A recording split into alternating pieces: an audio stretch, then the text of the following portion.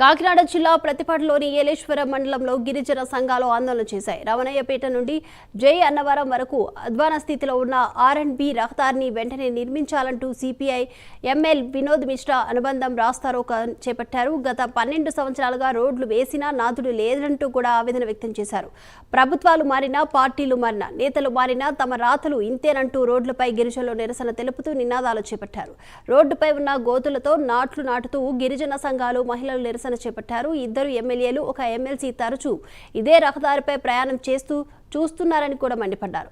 ఒక నెలలోపు రోడ్లు నిర్మాణం చేపట్టకపోతే ఆందోళన ఉధృతం చేస్తామని ప్రభుత్వానికి గిరిజనులు హెచ్చరికలు జారీ చేశారు.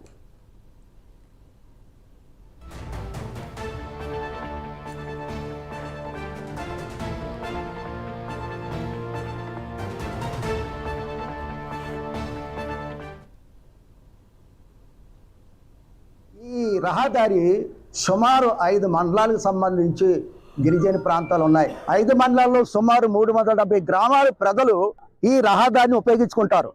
సుమారు ఈ రోడ్డు 10 సంవత్సరాల నుంచి అసలు పట్టించుకోవడం మానేశారు ప్రభుత్వం కానీ, అధికారులు కానీ. ఈ కూటమి ప్రభుత్వాన్ని మేము అడుగుతున్నాం, రోడ్డు వేస్తారా వేయరా చెప్పండి. ఎందుకు ప్రజలు మోసం చేస్తున్నారు? ఎప్పుడు ధర్నా చేసినా, ఎప్పుడు రాత్కోలు చేసినా కుక్కలను తీసుకొచ్చి ఏదో కూర్చి ఇలాగా కన్నీళ్ళు తుడిసినట్టుగా పైపైన రోడ్డు ఇలాగా మరి శుద్ధి చేసి లేకపోతే గుంతలు కప్పెట్టి వదిలేస్తున్నారు. ఇది మోసం కదా? మీరు ఏమైనా హామీలు ఇచ్చారు?